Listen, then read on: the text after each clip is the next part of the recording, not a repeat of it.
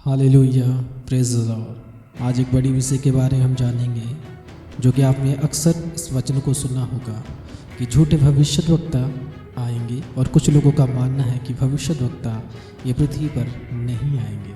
जब भी उनको कोई भविष्यद्वक्ता दिखते हैं, वे बोलते हैं ये झूठा भविष्यद्वक्ता है।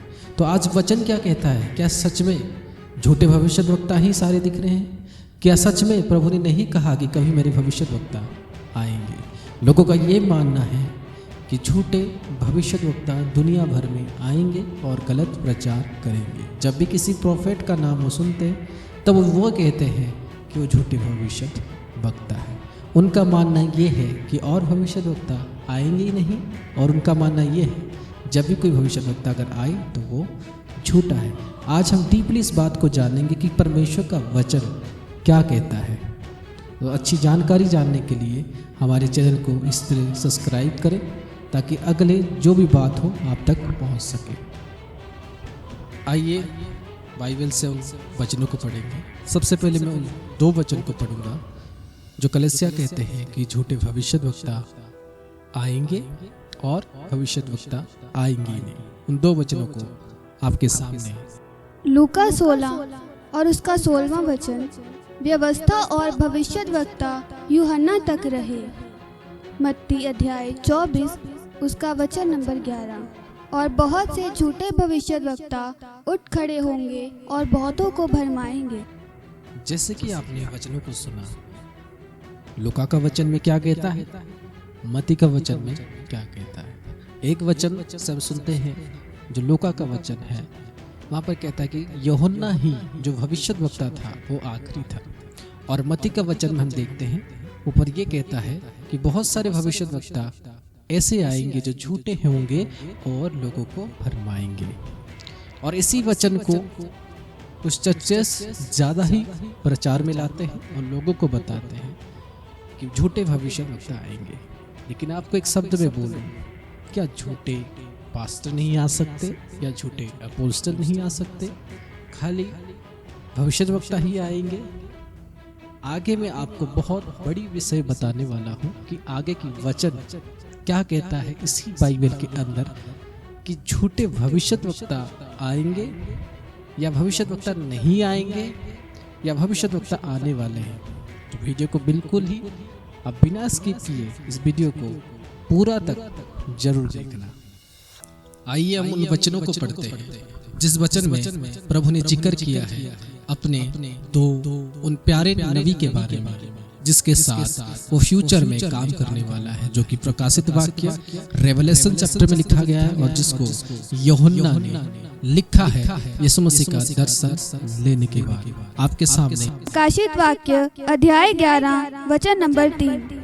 और मैं अपने 2 गवाहों को ये अधिकार दूंगा कि टाट ओढ़े हुए 1260 दिन तक भविष्यवाणी करें। 6th वर्ष, इन्हें अधिकार है कि आकाश को बंद करें कि उनकी भविष्यवाणी के दिनों में मेघ न बरसे, और उन्हें सब पानी पर अधिकार है कि उसे लहू बनाएं, और जब जब चाहें तब तब पृथ्वी पर हर प्रकार की विपत्ति लाएं। वचन नंबर 10।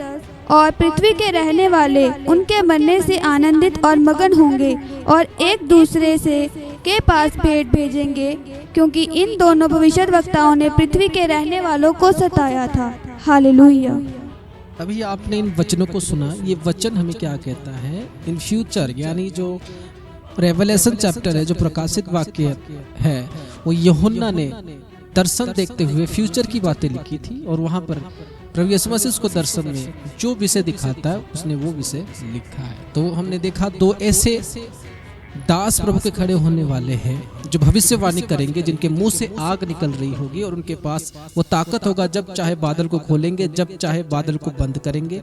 और उसके बाद कहता है कि धरती के लोग आनंद करेंगे जब वो मर जाएंगे। और यहाँ पर आप सोचोगे कि ये तो दास लिखा गया है, या तो आप सोचोगे ये तो सेवक लिखा गया है, आप सोचोगे कि यहाँ पर तो लिखा गया है कि मैं अपने गवाहों को अधिकार दूंगा। लेकिन अगर 10वां वचन आप पढ़ोगे, वहाँ पर लिखा है कि इन दोनों ने सब लोगों को, धरती के लोगों को तंग करके रखा था। इन दोनों नबियों ने, कौन थे इन दोनों नबियों ने लोगों को तंग करके रखा था। इसका मतलब है कि ये प्रोफेट थे जो आएंगे और प्रोफेट है जो आएंगे। तो अगर आप ये विश्वास करते हो कि एंटी क्राइस्ट आने वाला है, बहुत सारे लोग ये वचन को बोलते हैं कि जल्दी अपने मन को फिराओ कि परमेश्वर का राज्य जल्दी आने वाला है, लेकिन वचन कहता है परमेश्वर की राज्य से 1000 साल पहले वो 2 नबियों की भी एंटर होगी, वो आएंगे वो नबी। अगर आप इस बात को टाल नहीं सकते कि प्रभु का आगमन देर नहीं है, जल्दी है, तो वो नबी भी आपके जीवन पर कभी भी आ सकते हैं। हाँ, ऐसे हो सकता है कि आप उन फॉल्स प्रॉफिट्स को बोल सकते हो, लेकिन ये नहीं कि जो नबी चमत्कार कर रहा हो, मिरेकल्स कर रहा हो, वो झूठा हो। क्योंकि बाइबल की वचन के अनुसार जो अभी हमने पढ़ा वो कहता है वो मिरेकल्स करेंगे, धरती आसमान को रोक देंगे, आसमान से बारिश बंद कर देंगे, आग निकाल के फेंक देंगे, तो ये मिरेकल्स जरूर होगा। तो वचन कहता है कि आप उन नबियों को जांचोगे, परखोगे, उसके बाद उनके ऊपर विश्वास आप करोगे। इसका मतलब ये नहीं कि कोई भी नबी आ गया आप उन्हें बोलोगे कि ये झूठा नबी है, झूठा प्रचार है, नबी गलत प्रचार करते हैं, या आप ये बोलोगे कि नबी और आएंगे ही नहीं, नबी आपको भरमाएंगे, मिरेकल चमत्कार कुछ नहीं होता, क्योंकि नबी झूठे होते हैं। तो मैं आशा करता हूँ आज की जो वचन, जो फ्यूचर वाली वचन, जो भविष्य वाली वचन, क्योंकि बाइबल में से हर एक वचन आप देखते हो, लेकिन रेवलेशन चैप्टर एक ऐसा वचन है जो हमें आने वाली फ्यूचर के बारे में बताती है और जो आने वाले समय पर पूरा होगा। और मैं आशा करता हूँ आप इस बात को आज से जरूर मानोगे कि अगर हम विश्वास करते हैं कि प्रभु का आगमन जल्दी होने वाला है, तो उससे पहले ये 2 नबी भी आपके पास जरूर आएंगे। इस बात को आपको अपने अंदर हजम जरूर करना होगा, क्योंकि परमेश्वर का कलाम और परमेश्वर का वचन हमें इस बात को समझाता है कि परमेश्वर के यानी जीसस क्राइस्ट से आने से पहले वो 2 नबी को भेजेगा और वो इस पृथ्वी पर डेथ होंगे। फिर जब वो डेथ होने के बाद उनकी सब पड़ी रहेगी, फिर प्रभु उनको वापस उठाएगा, उठाने के बाद जाके एंटी क्राइस्ट होगी और उसके बाद लोगों को उठाएगा और उसके बाद यीशु मसीह की आगमन होगी। मैं आशा करता हूँ आज की वचन आपके लिए बहुत फल लाया होगा। आमीन। God bless.